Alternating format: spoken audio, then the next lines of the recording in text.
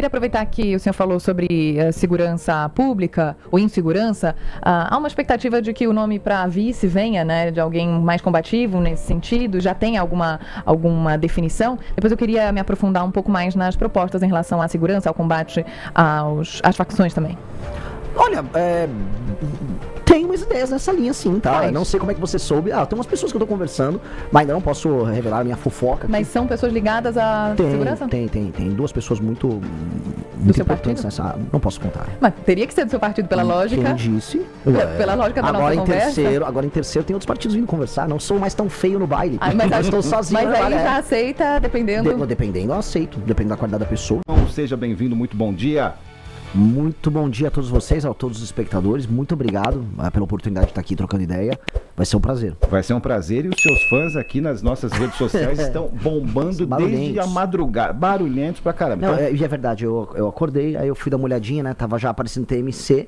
E eu vi tinha uma galera do quadradinho preto, branco e amarelo, né? Isso, as cores. Exatamente. Bom, vamos começar então falando desse gap, desse intervalo entre a sua militância do Missão, do MBL, como queira, e o contingente que o colocaria num primeiro turno em posição de relevância ou até num segundo turno. Bom, por enquanto, o que as pesquisas estão dizendo em 2026 até agora? Um dígito.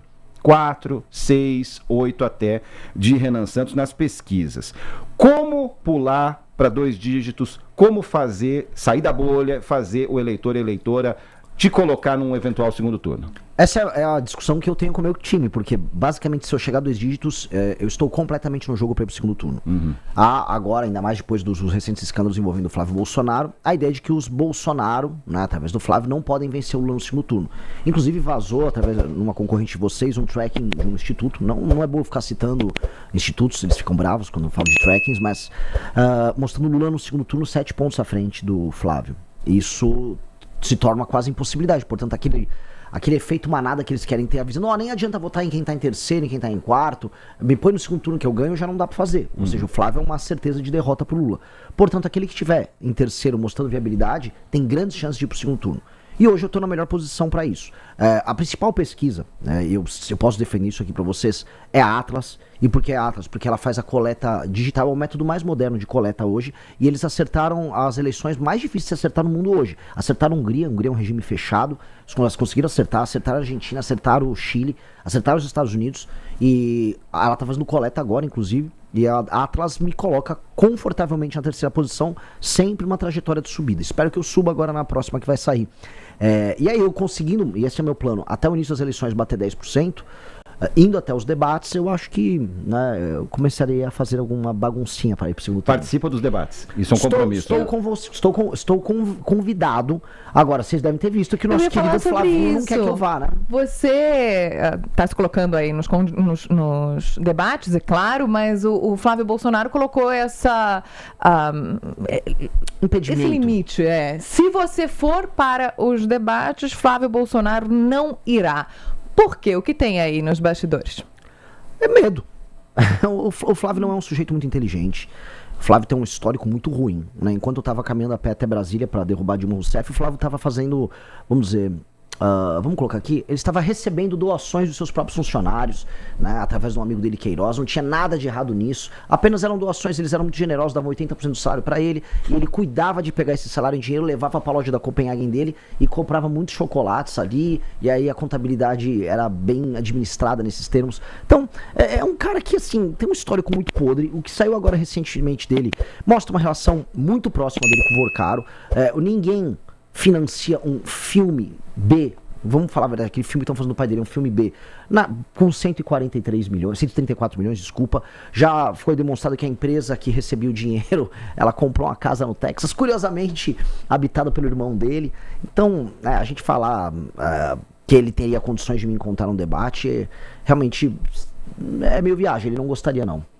Como é que você avalia essa semana que passou desse ponto de vista, da história do filme, aquela quarta-feira que chamaram no mercado financeiro de Flávio's Day, daí pra frente a coisa degringolou? Porque tem uma questão muito interessante. Na semana anterior, o governo Lula perdeu 2 pontos importantes no Congresso Nacional. O governo Lula acabou. Na semana seguinte teve a história do filme. A candidatura de Flávio acabou. É isso mesmo ou vem semana e muda tudo de novo? Não, ninguém, né, na política você morre várias vezes, né? É uma arte incrível de nunca sucumbir de verdade. Eu não achava que a derrota do Lula fosse uma derrota que o afetaria em termos eleitorais. Ela teria um efeito político, mostra, vamos dizer, a incapacidade dele controlar um Congresso que está rebelde, uma aliança que foi feita entre Alexandre de Moraes e o Alcolumbre, né, o que já mostra que a própria divisão interna do STF está afetando o Lula. Mas, eleitoralmente, o eleitor do Lula não ia ser afetado por aquilo.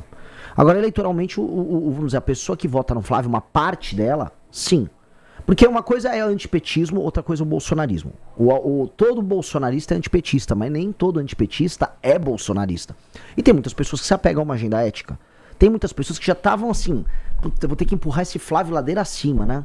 E aí essas pessoas não querem mais empurrar ele ladeira acima. Então o Flávio, ele teve muitas defecções no eleitorado dele.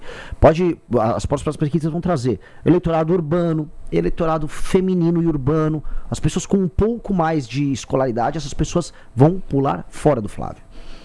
E eu vou aproveitar para fazer uma pergunta. Quem é o seu eleitorado? Qual o perfil dos seus eleitores? Bom, eu espero que seja todos os brasileiros, né? Todas as pessoas nascidas em território brasileiro aptas a votar. Mas hoje, né, se eu vou colocar assim, quem hoje está, vamos dizer, apoiando a pré-candidatura, que hoje está militando, são pessoas mais jovens, especialmente até seus 33, 34 anos, em todo o território nacional. E aí a divisão geográfica é uma primeira coisa que eu consegui quebrar na tal da polarização. Que no fundo, quando a gente fala em polarização no Brasil, a gente está falando muito de um recorte norte-sul. Todo mundo fala de que é ideológico, no fundo é um recorte norte-sul. E eu tenho muitos seguidores no norte, muitos seguidores no sul. Quando eu falo norte, eu incluo o nordeste. E isso é a primeira divisão, a primeira diferença, que a gente invade o eleitorado do Lula e invade o eleitorado dos Bolsonaro. A segunda coisa, o eleitor ele é um pouco mais masculino que feminino. Foi bem mais masculino antes. Eu estava com uma proporção bem, vamos colocar, desproporcional. Agora está começando a equilibrar, especialmente porque as pessoas que vão começar a me acompanhar a partir dos 30, 35 anos de idade, a taxa de mulheres inclusas nisso aí é bem maior. Então a gente começa a equilibrar isso. Mas seria isso. A gente está falando então de um millennial urbano até esse momento. Mais ou menos. É um zillennial urbano. Zillennial urbano.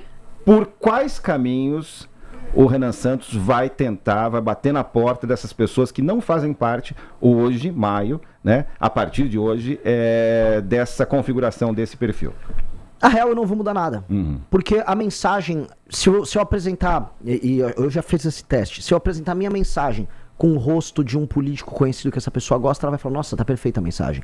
A questão toda é que as pessoas não me conhecem, eu sou mais desconhecido dentre todos, e há uma questão, as pessoas mais velhas já estão mais apegadas à polarização do que as mais novas. A polarização responde a um modelo de pensar política que todo mundo 40 a mais tem, não só no Brasil, mas no mundo todo. Você tem uma clivagem conservador, progressista, nos Estados Unidos, tinha na Inglaterra, no mundo todo tinha esse desenho. Um desenho que vem muito do lado do período da Guerra Fria. Invadir vamos dizer, esse espírito dessa pessoa é demonstrar pra ela que, por exemplo, já que se eu for buscar um eleitor que é antipetista, é demonstrar que eu sou antipetista. Hoje ele não acredita, hoje ele acredita, não, Flávio, porque ele é da família do Bolsonaro, ele é o inimigo natural do PT. Só que se eu mostro, assim, com os mais jovens, não, tem o Renan é viável.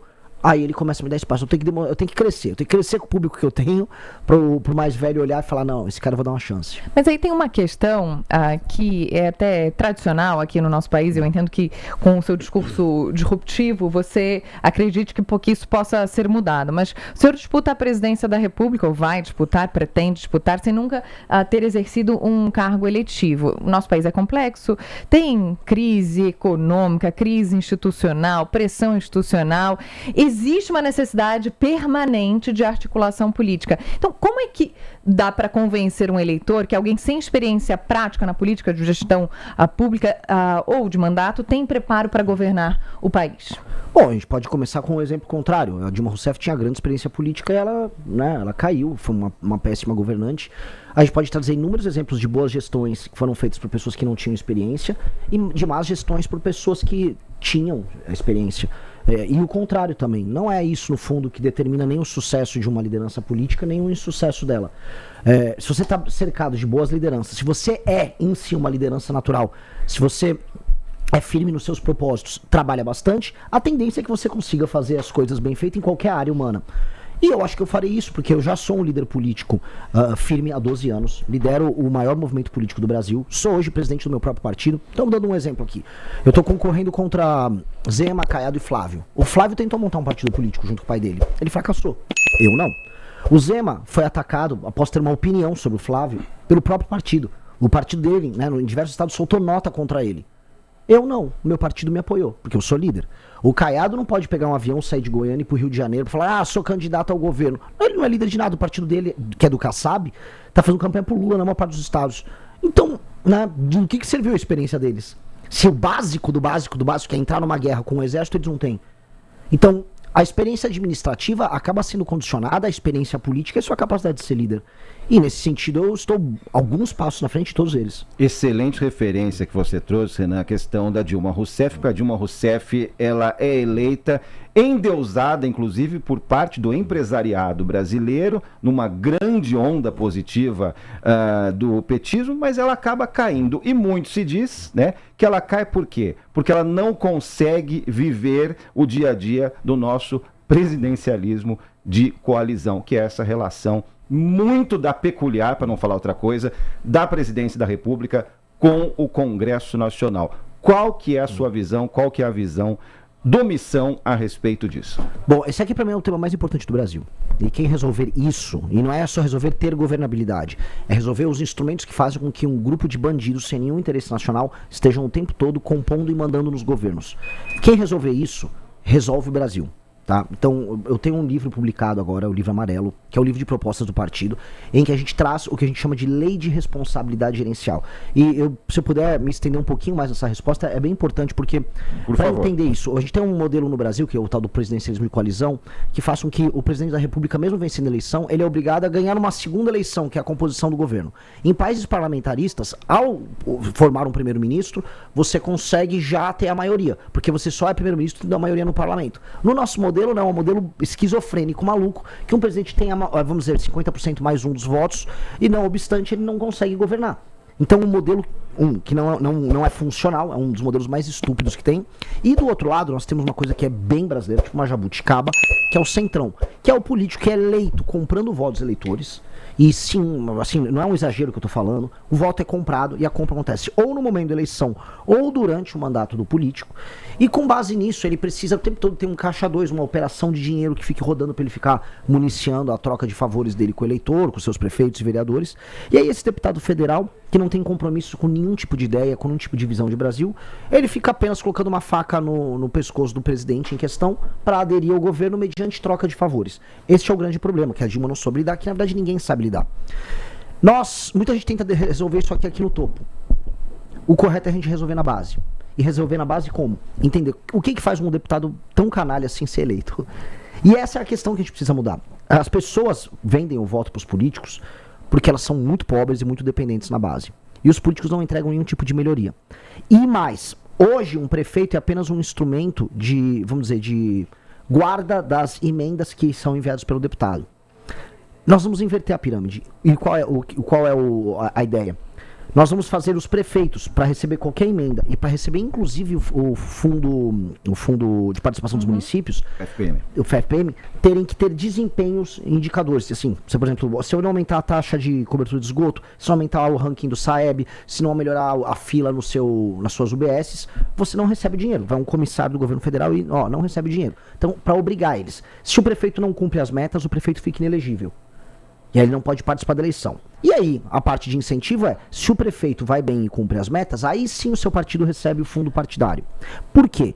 Eu retiro do deputado todo o poder que ele tem em determinar um sucesso ou um fracasso de um prefeito, baseado no critério de que o deputado apenas quer do prefeito que ele obtenha votos para ele. Mas isso não abriria espaço para uma judicialização? Porque tem as questões constitucionais, o dinheiro da saúde, o dinheiro da educação. Até antes, né? Não, mas...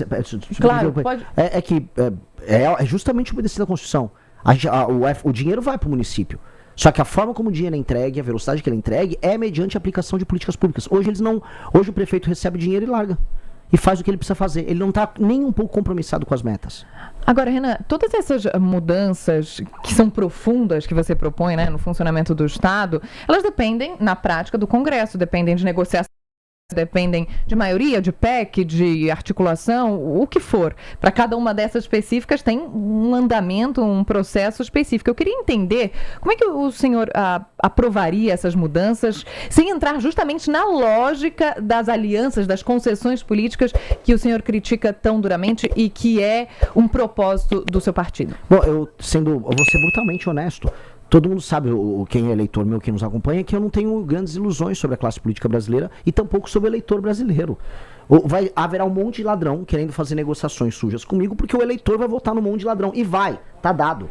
Haverá centenas de ladrões no Congresso Nacional que serão colocados pelo eleitor. O eleitor vai vender o voto pro cara, vai ganhar um favorzinho e vai colocar o cara lá. É fato. E eu vou ter que sentar com esse cara. Eu vou ter que compor o governo com os partidos desse cara.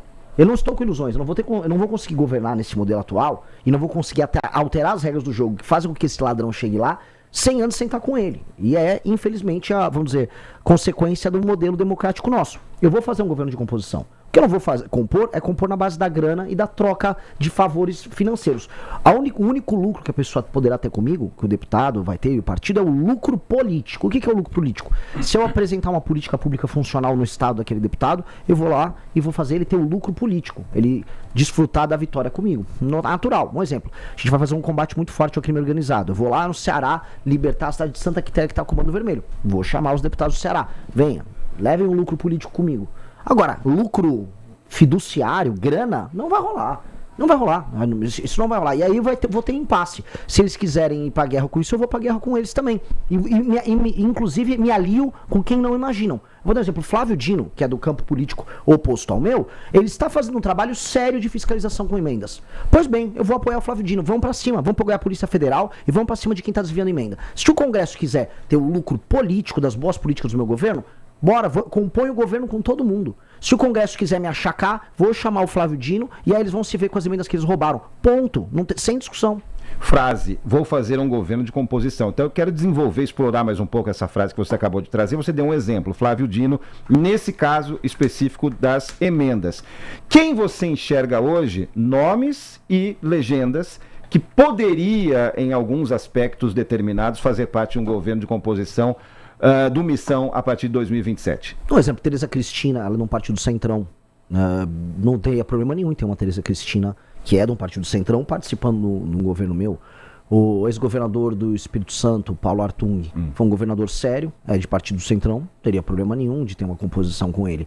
Esses partidos do Centrão, eles são compostos na sua maioria por tralha, por porcaria. Mas há quadros bons pontualmente. Eu toparei, você quer participar comigo, PP, partido do Ciro Nogueira? Só não quero o Ciro Nogueira, por favor. Agora, tem alguém interessante aí? Me dá, não tem problema nenhum. A composição terá que ser feita, infelizmente. Ela é condicionada ao quê? O programa é nosso. Porque o que nos elegeu foi o programa. Então eles vão executar o meu programa, que é o programa que venceu nas urnas. 2. Vai tocar o meu programa? Tá, não haverá negócio, não haverá porteira fechada pra nada. Porque a gente sabe muito bem, por exemplo, que...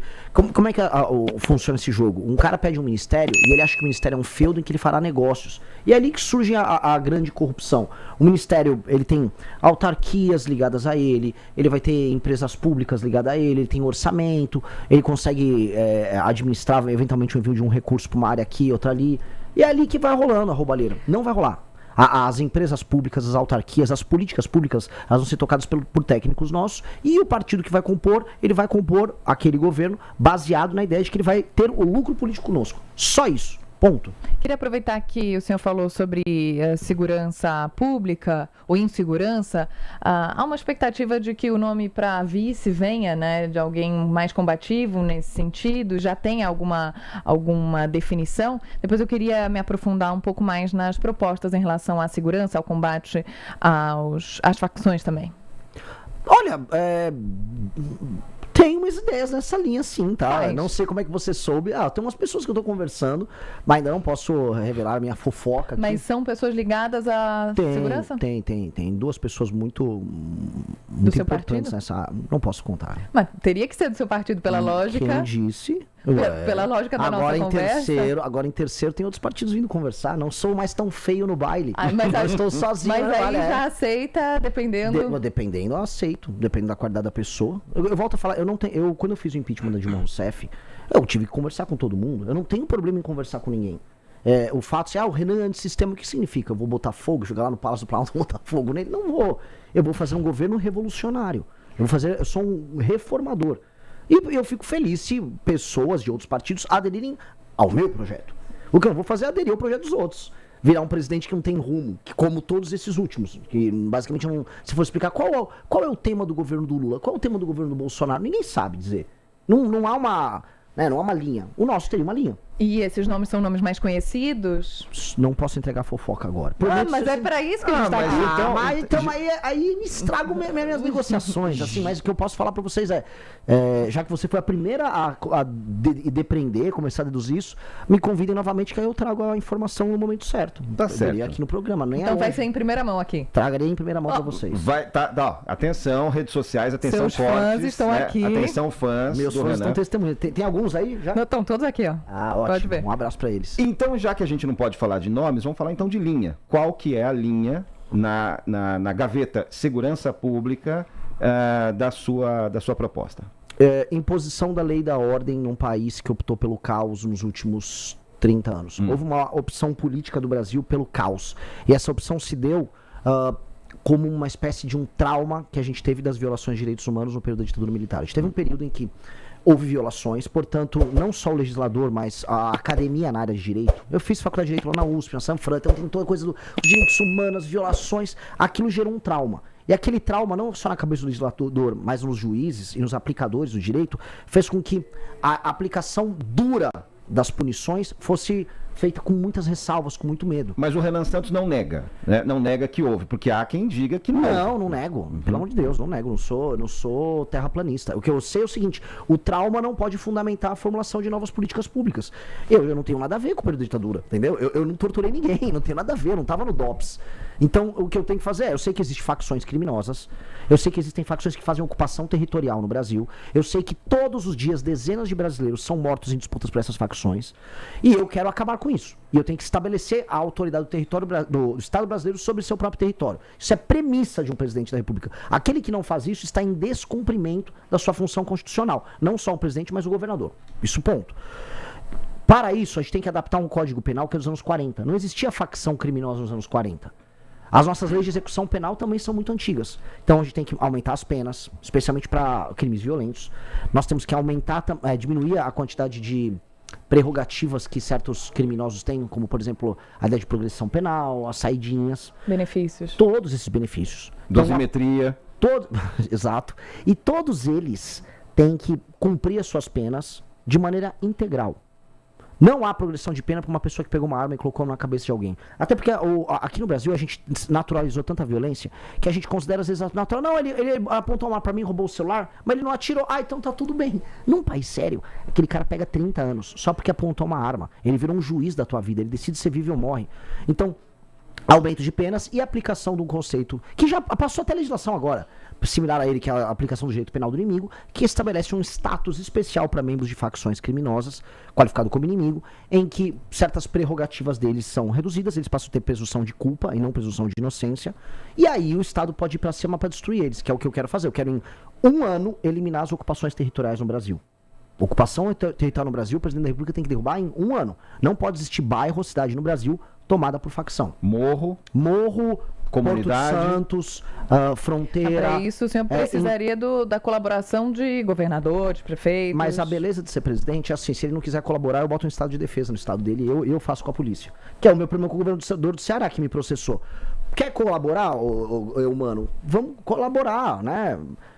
Não quer colaborar? Fica tranquilo, eu boto um estado de defesa, eu assumo o comando da polícia ali junto com as Forças Armadas e eu destruo.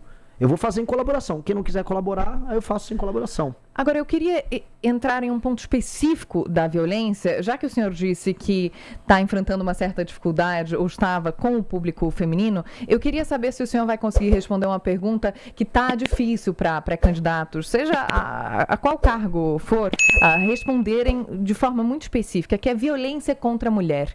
Com esse recorde de casos que nós enfrentamos, há uma confusão em relação ao que precisa ser feito. É a conscientização, é claro que a conscientização ela é ultra necessária, é o que vai acabar com a violência contra a mulher a longo prazo, talvez nas próximas gerações. Posso fazer uma Hoje, pergunta? claro.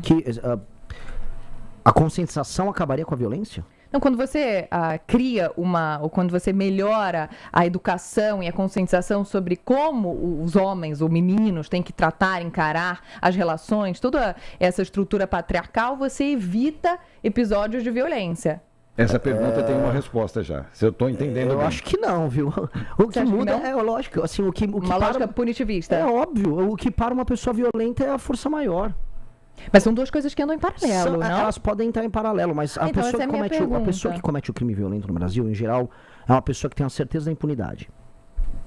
A certeza da impunidade faz haver o cometimento do crime. Independentemente da conscientização dela ou não. Independentemente da conscientização. Lugares que têm, vamos dizer, culturas mais machistas, vamos pegar alguns países do mundo árabe. Eles apresentam um número menor de violência como um todo do que o Brasil. Que pode ser menos machista do que um país, vamos dizer, altamente islâmico. Ou uma cultura altamente hierarquizada, patriarcal como a Índia. Quem tem mais crimes violentos, o Brasil ou a Índia? Por mais que eles tenham muitos crimes horríveis contra mulheres na Índia. Ser turista mulher na Índia é um horror. É um horror, não dá pra pisar lá sozinha. O Brasil é mais violento. Então, mas a minha pergunta era justamente essa. Tem muita gente que defende a conscientização e a educação, e isso é algo que vem a longo prazo. Agora, a curto prazo, o que pode ser feito especificamente para esses crimes? Porque, de certa forma, eles estão englobados ali na violência, de forma geral. Mas são crimes muito específicos. Eu gosto muito de deixar a coisa bem precisa, porque o número de homicídios, homicídios contra a mulher diminuiu. O número de homicídios. A gente está falando de uma estatística nova, de um novo tipo penal que foi criado, que é o feminicídio, que é falando, um crime por uma violência doméstica e tal. E agora ele está sendo listado como parte de um tipo penal novo, e aí você está vendo os casos. E existem casos horríveis que estão acontecendo, a gente assistiu nos últimos meses, casos bizarros. O que tem que ter? Punição muito dura. O homem que está em casa e bate, mata a sua esposa e a mulher confia nele, ele é o homem que deveria ser o protetor da casa, ele trai a confiança dela, ele tem que ter agravantes na pena dele. Uhum. Só que hoje nem ele, nem um homem que assalta qualquer outra pessoa, homem ou mulher na rua com uma arma, esse cara fica na cadeia. O problema, no fundo, é esse. O que eu tenho medo um pouco da questão de a gente falar só de conscientização são esses projetos como o PL da misoginia, que fala que está conscientizando, no fundo ele está diminuindo a liberdade de expressão das pessoas, diminuindo a capacidade de confiança nas relações entre homem e mulher. E aí homens e mulheres têm medo de estabelecer relações. Inclusive saiu agora uma pesquisa sobre isso. Interessantíssimo isso aqui. Homens, na geração Millennial e Z, têm medo de entrar em relação, com medo de falsas acusações. Então, quando você estabelece muitas regras, você cria relações de baixa confiança. Países que têm mais confiança interpessoal precisam de menos regras para isso. Mas, em geral, que tipo de regra eles têm? Eles confiam na capacidade das pessoas interagirem umas com as outras, mas eles punem de maneira muito dura quem é incapaz de agir socialmente. Então, se uma pessoa socialmente, vamos dizer, bate uma mulher, ela tem que ter uma punição desproporcionalmente alta quando ele quebra essa confiança. Então, o que eu acredito? Na punição muito pesada. E 2, em entender quais são os problemas reais que afetam as mulheres. As mulheres são muito preocupadas em ser assaltadas na rua. Elas são vítimas de assaltos à mão armada, roubos de celular, de maneira muito, muito alta, especialmente nas periferias. Isso, todos os lugares que eu rodei no Brasil, falam, Renan, é muito fácil assaltar a mulher tem muito medo na rua, não sabe como reagir na hora. E o bandido vem pegar. Penas muito duras, vamos pegar o ladrão do celular. A violência doméstica, penas muito altas. E um problema que não é exatamente da violência doméstica, mas que afeta boa parte das meninas mais humildes no Brasil. Que é o quê? A falta do pai presente com a criança. Veja só um ciclo. O ciclo é, a mulher jovem que às vezes, eventualmente, acaba tendo uma relação que não funciona com o rapaz, tem um filho. O pai da criança não dá atenção, ela é obrigada a trampalhar o dia inteiro, não consegue dar atenção para a educação desse menino. Esse menino, sem a presença masculina, não tem a referência, vamos dizer, de como o homem se comportar. Na escola ele começa a apresentar padrões antissociais. A mãe não consegue cuidar disso, que ela está tendo que ralar para pagar as contas dele. Esse menino depois ele é absorvido pelo crime organizado e você vai criando um ciclo. E qual é o ciclo? É o ciclo da mãe que não teve a presença do marido ou do jovem que ela casou para cuidar da criança. Aquele menino entra pro crime, acaba criando violência contra as mulheres. Ou seja, esse ciclo de perpetuação precisa ser interrompido. E boa parte das reclamações das mulheres é um cara que eu casei, ou o cara que eu namorei, o pai da criança, não paga pensão. Isto são esses 3 problemas que eu listei. A menina que fica fora tendo que trabalhar, que gostaria de ter um colégio em tempo integral, uma boa merenda. O pai pagando a pensão e a violência contra ela, esses são os 3 temas que mais preocupam as mulheres. Eu acho que esses temas eles precisam ser tratados, eles são fáceis de ser direcionados. Quando eu levo isso para um campo de conscientizar, como a ideia do PL da misoginia, eu estou resolvendo assim abstrações, eu estou num castelo, no ar, voando, enquanto problemas reais estão acontecendo. Eu entendi o seu raciocínio, Renan, mas você dá a entender que esse ciclo é obrigatório.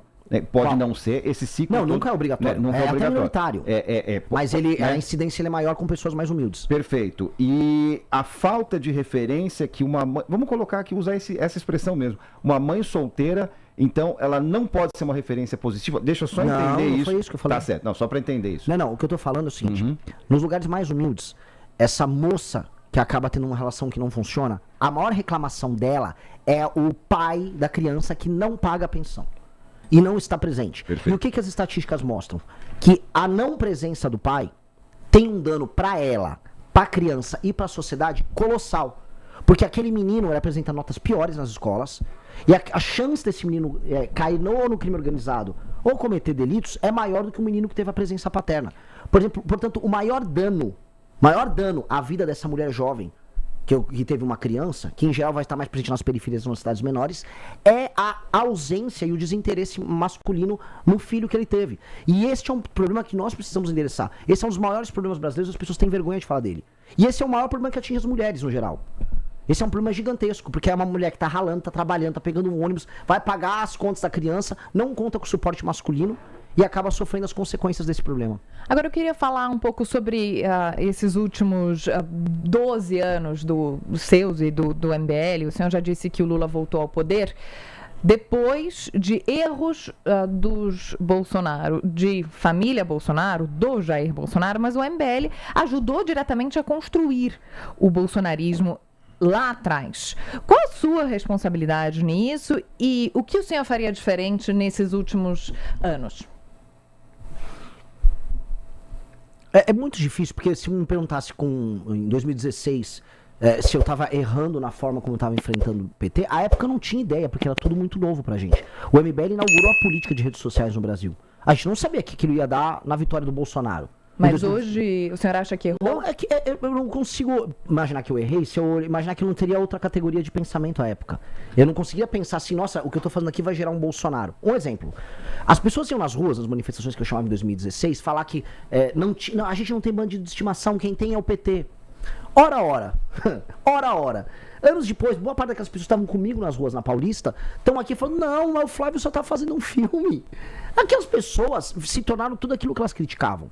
À época eu não tinha ideia de que isso fosse acontecer. Eu achei que a gente tá tendo uma revolução de cidadania. As pessoas estavam, nossa, as pessoas acordaram o problema brasileiro. Isso é genial. Eu era um bobo. Eu tinha como saber que isso ia acontecer? Não, talvez eu fui bobo. Vamos botar assim, eu fui bobo. Agora, na hora... Não dava pra imaginar. As pessoas, a gente tava passando por um fenômeno que era parecido naquela época com uma Revolução Francesa, que era a Operação Lava Jato. Corta a cabeça desse político, corta daquele agora, corta... Então tava um lance de cortar cabeças. E como é que a gente saiu de um lance de corta a cabeça pra hoje mantém a cabeça mesmo quando ela precisa ser cortada? Que é o caso, por exemplo, de todos os escândalos de corrupção à direita que envolve a família Bolsonaro. Se há um escândalo, virar um eleitor bolsonarista, mas o Lula deve ter feito pior. É isso que virou. Então, realmente eu não tinha ideia. Renan, temos 34 minutos de conversa, fica o compromisso, aliás, que você já colocou aqui, de você voltar, porque faltou falar de um monte de coisa, planos econômicos, como é que vai ser o seu governo.